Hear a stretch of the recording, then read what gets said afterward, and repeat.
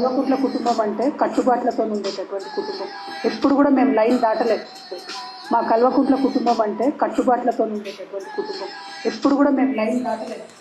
ఏమనంటే మరి మా కల్వకుంట్ల కుటుంబం అంటది. మరి దేవనపల్లి ఎవరి కుటుంబం? మరి నీకు పెళ్ళి చేసిర్రు, కాళ్ళు కడిగిర్రు, నేను కన్యాదానం చేసిర్రు, ఒక ఇంటికి ఇచ్చిర్రు. దేవనపల్లి అనేది మీ భర్త దేవనపల్లి పేరు, నీకు కల్వకుంట్ల వస్తుంది, నీ భర్తకు దేవనపల్లి అని ఎందుకు వస్తుంది?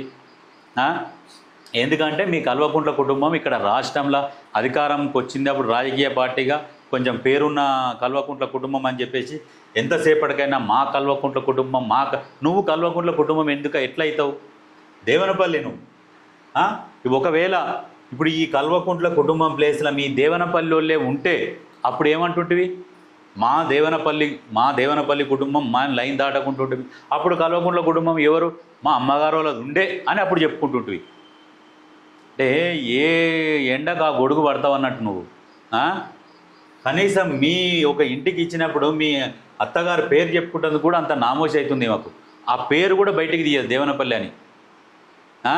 ఈమె కల్వకుంట్ల కుటుంబం అంట. ఎంతసేపటికి కల్వకుంట్ల కుటుంబం. నీది కల్వకుంట్ల కుటుంబం ఎందుకు అవుతుంది? మరి హరీష్ రావు అట్లా ఎందుకు చెప్పుకుంటలేడు? మేము కూడా మా అమ్మ అల్లకెళ్ళే వచ్చింది, మేము కూడా కల్వకుంట్ల హరీష్ రావు అని ఎందుకు చెప్పుకుంటలేడు? ఆయన ఎందుకు ఫోకస్ చేసుకుంటున్నావు తన్నీరు హరీష్ రావు అని? నువ్వు కూడా అట్లా చేసుకోవచ్చు కదా, మరి చేసుకో.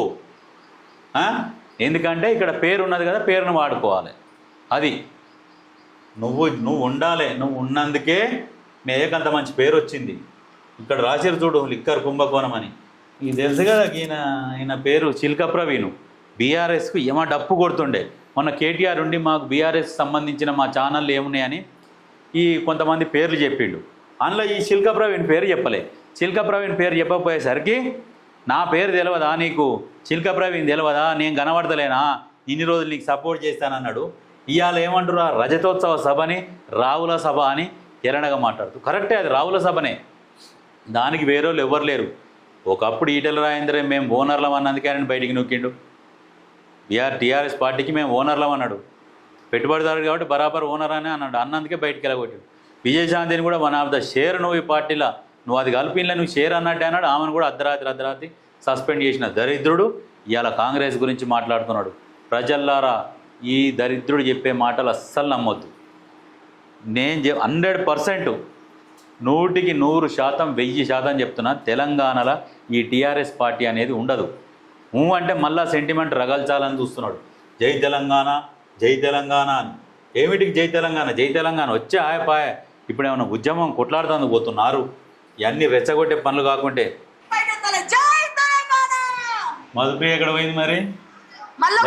జానులేరికి తెలంగాణకి ముందుకి నేను వచ్చిన మీరందరూ ఆశీర్వదించి మళ్ళీ మన తెలంగాణ మనకి రావాలని మీరందరూ పోరాటం చేయాలి. భాష పాడైపోను. మళ్ళీ మన తెలంగాణ మనకు రావాలేంది? ఏంది భాష? తెలంగాణ ఏడుంది ఇప్పుడు? ఎవరి చేతులు ఉంది? మన తెలంగాణ మనకే ఉంది కదా. గిట్లా ఈ తెలివితక్కువలని స్టేజ్ ఎక్కిస్తే గిట్ల ఉంటుంది. ఈ జానులీరిని ఎందుకు పిలిచిర్రంటే, ఈ రసమాయి ఒక పాట పాడండి నిన్న మొన్న.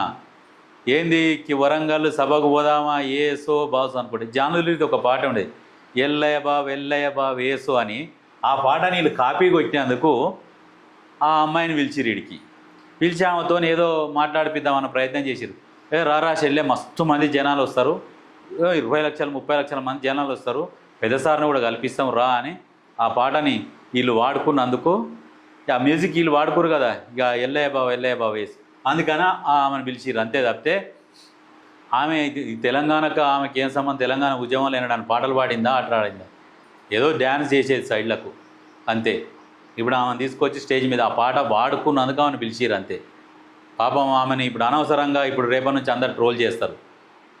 ఇప్పుడు అనవసరంగా ఆమెని రాజకీయాలకు లాగారు. ఆమె కష్టమేందో ఆమె కష్టపడుకుంటా పాటలు డ్యాన్సులు చేసుకుంటా ఆమె కష్టపడుతుంది. పాపం ఇప్పుడు ఆమెను ట్రోల్ చేసే కాడికి తీసుకొని వచ్చారు. వీళ్ళే ఇంట్లో ఉన్న వాళ్ళని బయట వేసారంటే వీళ్ళ పని ఇట్లుంటుంది.